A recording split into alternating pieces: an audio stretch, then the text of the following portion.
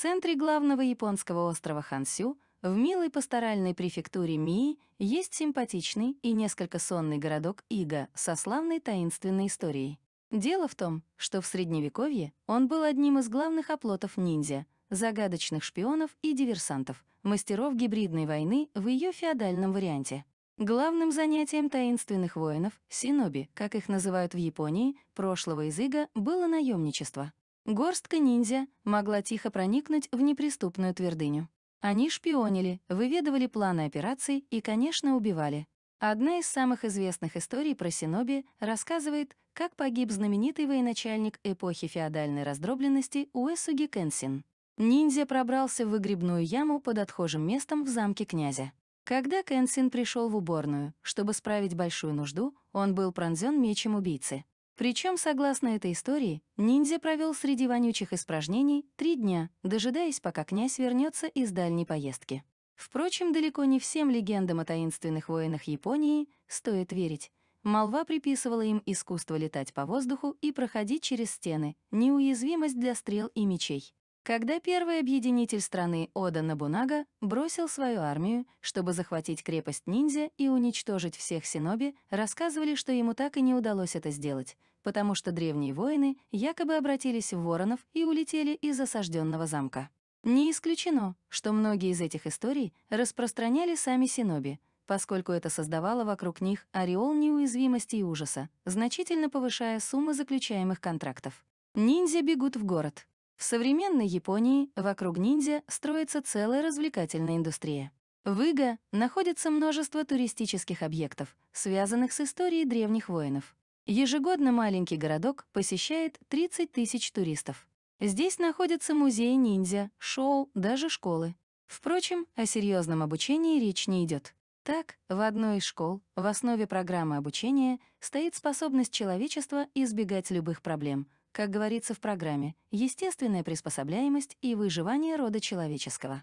В программе проживания в деревне ниндзя учат рукопашной борьбе, метанию бо-сюрикенов или знаменитых звездочек ниндзя. Вначале ученики тренируются на природе, а потом полученные навыки применяются и в реальной жизни современного человека.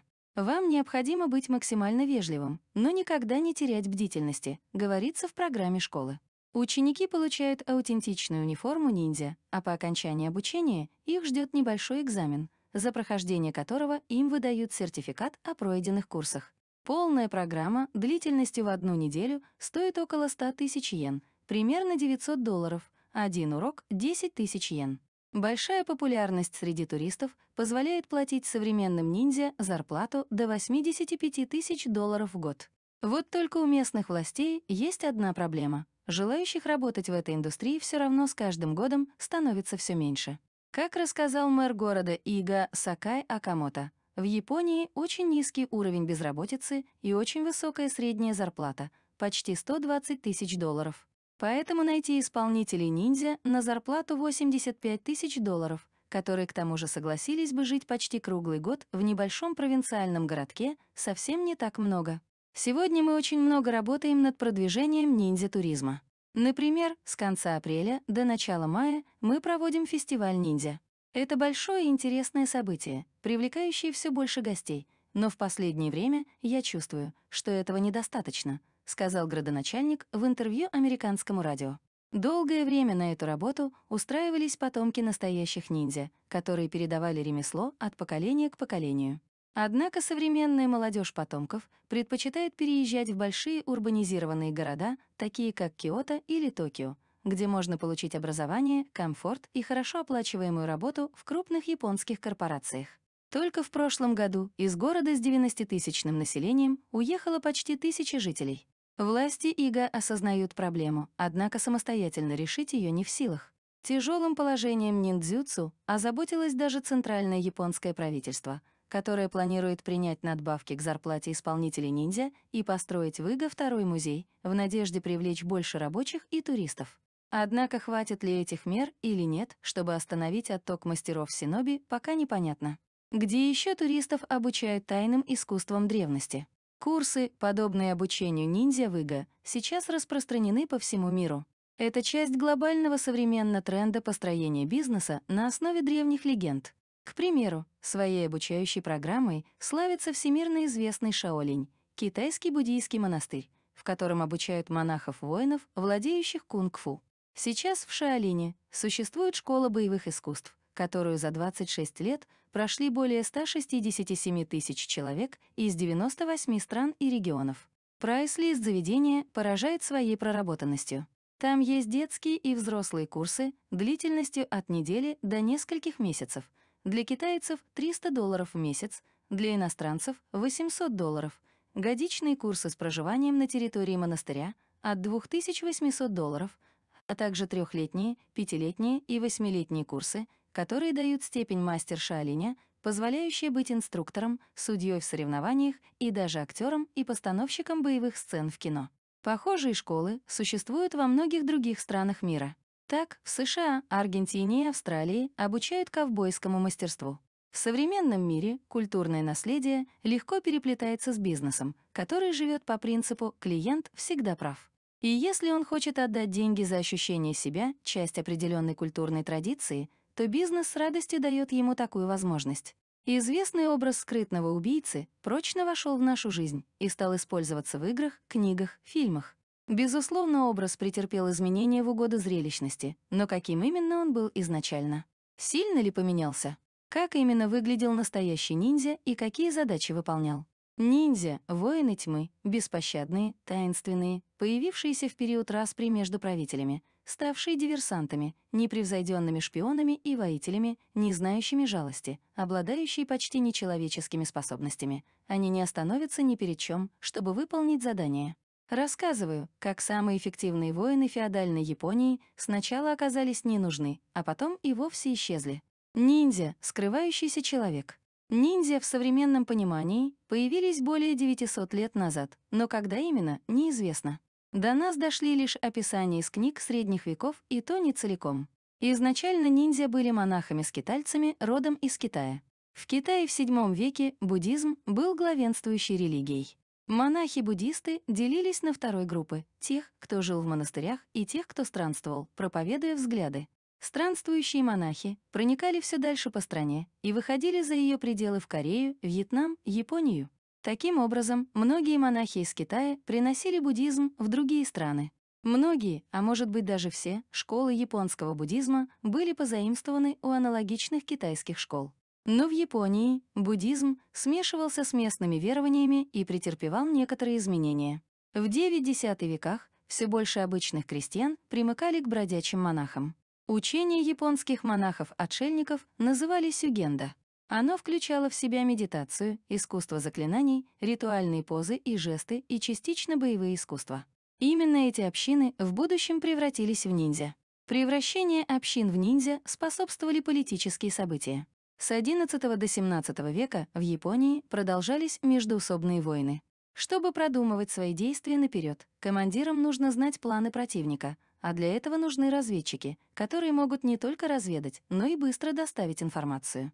Именно сахэй обладали такими навыками, поэтому они стали профессиональными разведчиками и диверсантами. Из-за того, что кланы были втянуты в войны и борьбу за власть, подготовка членов клана начала быстро совершенствоваться. Кланы сахэй, изначально направленные больше на познание себя, начали быстро превращаться в школу рюнин-дзюцу, направленные на обучение боевым искусствам. В середине XIII века было известно уже о 20 школах, а в XVII веке существовало более 70 школ.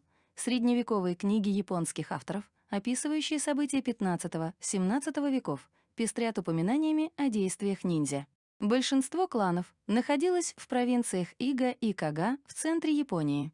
До того, как Япония была объединена, ниндзя становились в основном крестьяне из низших сословий и ронины. Ронины — самураи, которые перестали служить покровителю, потому что потеряли его покровительство или не уберегли от смерти. Нахождение провинции Ига и Кага на карте, само слово «ниндзя», появилось лишь в XX веке. Ранние иероглифы читались как «шиноби», но «моно», что значило «скрывающийся человек». Примечательно, что ниндзя могли быть не только мужчины, но и женщины, их называли кунаити, они выполняли те же обязанности, что и мужчины. Усложняет анализ происхождения ниндзя еще и то, что они не стремились к славе, они скрывали свои имена, а также практиковали технику нескольких жизней. когда у человека могло быть несколько имен и семей, которые не подозревали о существовании друг друга. И теперь, рассказывая о двух людях, мы не можем сказать точно, был ли это один человек с разными именами или все же два. Что касается шиноби но Мона, то говорят, что происходят они из провинций Ига и Кага и с легкостью тайно проникают во вражеские замки. Они соблюдают тайну и известны лишь под псевдонимами. В западной стране, то есть в Китае, их называют сайсаку, шпионы, диверсанты. А стратеги зовут их кагимона хики, вынюхивающие, подслушивающие нати кагами. 15 век анализ цитат показывает, что ниндзя могли происходить из разных социальных слоев. Это могли быть самураи, порой из знатных родов, горные отшельники, буддийские монахи-воины, разбойники, воры и так далее. Ниндзя были вне общества, они жили в своих кланах, которые не подчинялись общественным нормам.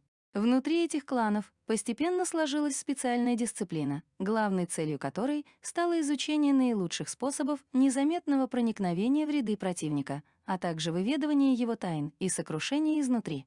Как пропали ниндзя в 15 веке, междоусобные войны продолжаются, и Ода Нобунага пытается объединить Японию. Нобунага решил отказаться от услуг шиноби, потому что они, в отличие от самураев, не были верны господину.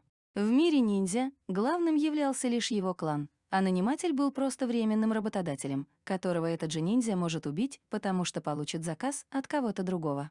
Чтобы продолжать получать информацию, но при этом не обращаться к шиноби за помощью, Нобунага пытался развернуть свою сеть без участия ниндзя, используя тех, кто был ему верен. Он выдал сестру за одного из своих врагов, чтобы она доносила о планах мужа. Самых преданных самураев он отправлял пьянствовать с чужими самураями, чтобы узнавать секреты, которые те могли случайно рассказать. В 1579 году Ода Нобукадса, сын Оды Нобунаги, решает напасть на провинцию Ига. Армия самураев сильно превосходила число ниндзя в Ига, но Нобукадса был неопытным воином и недооценил своих врагов. Благодаря знанию местности, умению прятаться и хитрым ловушкам ниндзя одолели самураев. Нобукадсу потерпел поражение, ему удалось скрыться, но почти вся его армия была уничтожена. Усугубило отношения между Нобунагой и шиноби еще и то, что Ода не верил в богов и перерождение, поэтому он начал уничтожать бесполезные, по его мнению, монастыри. Вскоре после этого на Нобунагу было совершено несколько покушений со стороны ниндзя, но они не увенчались успехом. Через 2 года, в 1581-м, сам Нобунага решает отомстить воинам из Ига. Он продумывает план и собирает армию из 55 тысяч воинов. В Ига жило около 10 тысяч человек, включая крестьян, которые проходили лишь базовое обучение боевым искусствам. Клан Оды одержал победу, Ига потеряла свою независимость. Почти все ниндзя были убиты во время обороны своего поселения. Некоторым удалось сбежать жить в соседний клан Когу. Умер Ода от предательства одного из своих генералов, место Оды занял Тойотоми Хидеёси. Во время своего правления Хидеёси активно пользовался шпионажем и также старался не прибегать к помощи ниндзя. Благодаря маскировочным костюмам заметить человека, карабкающегося по стене, не просто, несмотря на то, что конкурировать с ниндзя было непросто, Хидеёси смог построить свою сеть разведки, благодаря которой ему и удалось победить ниндзя.